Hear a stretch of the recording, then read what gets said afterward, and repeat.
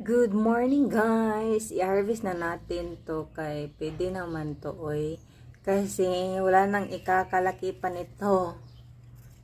Malaki na siya guys. Ay malaki. Pwede na siyang i-harvest. Kaso maliit lang siya. At yung isa din doon. Oh, 'di ba? Check natin. Ito yung pinakamaliit sa dalawa. Ay sa tatlo. Yung tatlo na harvest ko nung isang araw.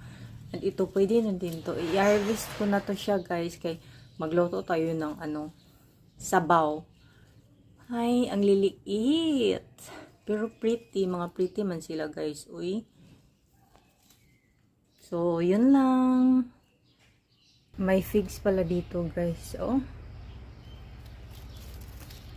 Tsaka dito pa, hindi na siya namulaklak, guys. Anuhin ko na siguro to. Patayin. Patayin.